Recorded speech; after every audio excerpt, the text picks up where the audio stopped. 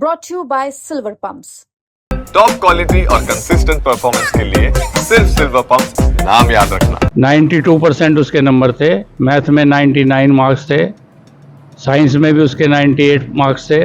बड़ा brilliant student था। और +2 में भी उसके मैथमेटिक्स में 99 मार्क्स थे और साइंस में भी, फिजिक्स में उसके 90 से। फिजिक्स और मैथ में उसकी पकड़ थी और इंटेलिजेंट बच्चों में उसका नाम था। बहुत ही इंटेलिजेंट बच्चा था। जो उलझने हैं वो उन्हीं को सुलझा रहा है। अभी तो वो अपने आप को ही समझ रहा है।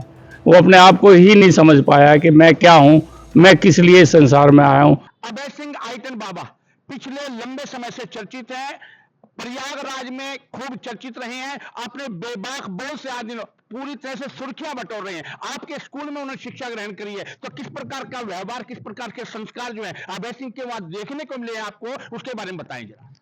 देखिए, अभय सिंह मेरे पास जो है वो प्राइमरी में आया था 1999 में और 10वीं उसने की 2005 में और अच्छे नंबरों से पास की उसने। 92% उसके नंबर थे, मैथ में 99 मार्क्स थे, साइंस में भी उसके 98 मार्क्स थे। बड़ा ब्रिलियंट स्टूडेंट था।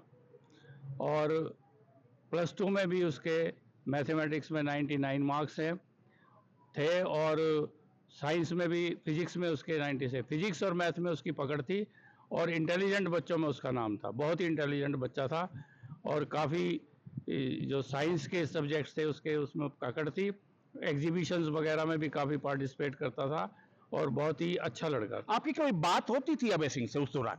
हाँ, मैं प्रॉपर क्लासेस चेक करता था। बच्चों से इंटरेक्शन मेरी होती रहती थी। अच्छे बच्चों में उसका नाम शुमार था और काफ़ी मतलब पीटीएम में भी उसके पेरेंट्स आते थे और हम उसकी हमेशा प्रेज करते थे कि बहुत अच्छा बच्चा जिस है। प्रकार से अध्यात्म का रास्ता अभय सिंह ने अपनाया है, तो आपको ऐसा लगता था कि उस दौरान जब आपकी बातचीत होती तो किस प्रकार की अध्यात्म पर जाने की कोई बात किया करता था वो? नहीं, स्टूडेंट लाइफ में तो कभी ऐसी कोई बात उसने नहीं की है कि वही उसका कोई इस तरह का अध्यात्म में जाने का विचार है। या उस वक्त तो केवल पढ़ाई थी। और यहाँ पर जब कॉम्पिटिटिव एग्ज़ाम्स के लिए तैयारी के लिए कुछ उनको प्रमोट करते थे तो वो इसी एक इंटरेक्शन में उसको वो प्रभावित हुआ था और वो आईआईटी के लिए उसने ये रास्ता चुना था और आईआईटी उसने की। नहीं, आपको लगता है जैसे आज वो अपनी बात बेबाकी से बोल रहा है कि मैं परिवार से दुखी था, मैं अपने माँ बाप से दुखी था, उस दौरान किसी इस प्रकार की कोई बातें आपके सामने आई थी कि परिवार को लेकर के किसी प्रकार से दुख उसने साझा किया हो, अपने पेरेंट, अपने अभिभावक, अपने यहाँ शिक्षकों से साझा किया, आप लोगों के सामने कोई ऐसा उसने बात कही हो? नहीं, ऐसी कोई बात नहीं थी उस वक्त। तो बहुत ही ऐसा लगता था कि बहुत संस्कारिक बच्चा है, बच्चे में अच्छे संस्कार थे। और जहाँ तक ये वैराग्य की बात वो कह रहा है, तो वैराग्य तो जीवन में कभी भी आदमी ले सकता है। मैं अब बहन शिवानी का ही आपको उदाहरण देता हूँ। बहन शिवानी ने इतनी यंग एज में इतनी हाई क्वालिफिकेशन के बाद वैराग लिया और आज करोड़ों उसके फॉलोअर्स हैं। मैं एक उदाहरण और देता हूँ। हमारे सदगुरु जी हैं, वो मैसूर यूनिवर्सिटी से हाईली क्वालिफाइड हैं। वो ग्रेजुएट हैं अंग्रेजी में और यूनिवर्सिटी में 2nd टॉपर थे वो।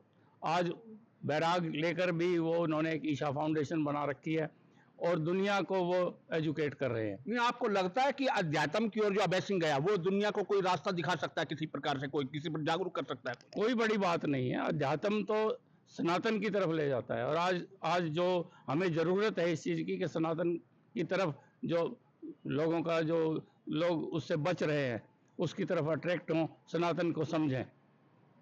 नहीं, जिस प्रकार की बातें अपने अभिभावकों के बारे में, अपने पेरेंट्स के बारे में, अपने माता पिता के बारे में वो कह रहा है, उसको किस रूप में देखते हैं आप लोग? देखिए, माता पिता तो बच्चे का कभी बुरा नहीं चाहते। कोई माँ बाप नहीं चाहता कि उनका बच्चा इस तरह से वैराग्य ले या कोई साधु बने।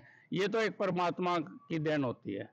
परमात्मा ने भाग्य में क्या लिख रखा है ये कोई नहीं जानता, ना माँ बाप जानते, ना गुरु जानते हैं। रोहिला साहब, हर आदमी ये कहता है कि माँ बाप कभी भी औलाद का बुरा नहीं चाह सकते, लेकिन वो तो सोशल मीडिया में स्पष्ट रूप से कह रहा है कि मैं कितने ऐसे उदाहरण दिखा दूं आपको, कितने ऐसे आपको प्रमाण दे दूं, कितने ऐसे सबूत दे दूं आपको कि माँ बाप ने अपनी औलाद का बुरा भी चाहा। वो कहता है कि माँ बाप अपनी संतान को बेच देते हैं, माँ बाप अपनी संतान के साथ बलात्कार तक करते हैं। इस प्रकार के आरोप भी वो जो है वो कहता है कि ऐसा नहीं है कि माँ बाप जो है अपने बच्चों का बुरा नहीं चाहते, कितने ऐसे उदाहरण देते हैं, तो इसको किस रूप में देखते हैं आप? ये तो देखो, करोड़ों में कोई एक उदाहरण होता है जो इस तरह की बातें आती हैं, आजकल अखबारों में भी आती हैं, लेकिन उनका हश्र क्या होता है आपको भी पता है।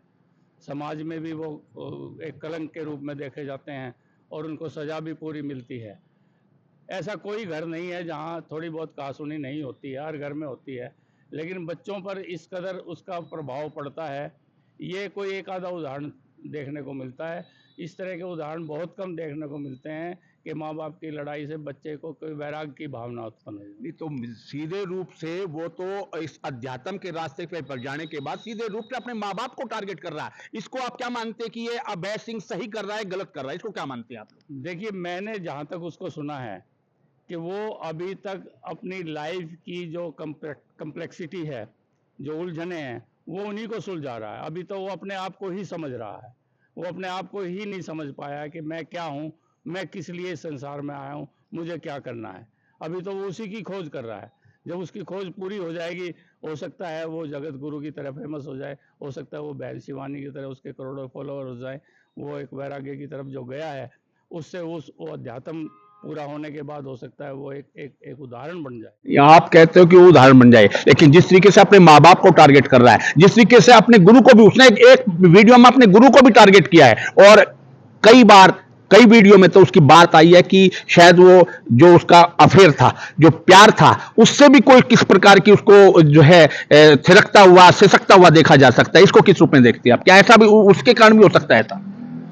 देखिए, ये तो एक्सेप्शंस होती हैं। मैं एक उदाहरण देता हूँ। कई साधु बैठे थे, तो एक लड़का गया कि बाबा मेरे को तरीका बताओ कि बीवी को कैसे काबू किया जाए। तो साधुओं ने कहा, भाई अपने सेवक को कि राम सिंह एक चटाई और लेके आओ।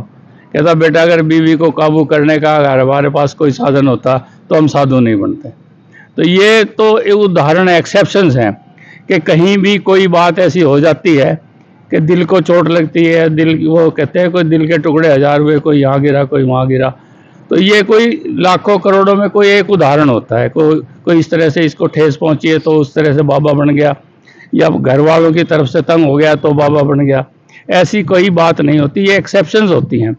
हो सकता है उसने घर में कोई इस तरह की बात देखी हो जिसकी वजह से वो अभी तक वो, जैसे उसकी मुझे वर्जन मैं उसका सुन रहा हूँ कि वो कहता है कि भाई माँ बाप लड़ते थे, इस वजह से मेरी कोई सुनता नहीं था।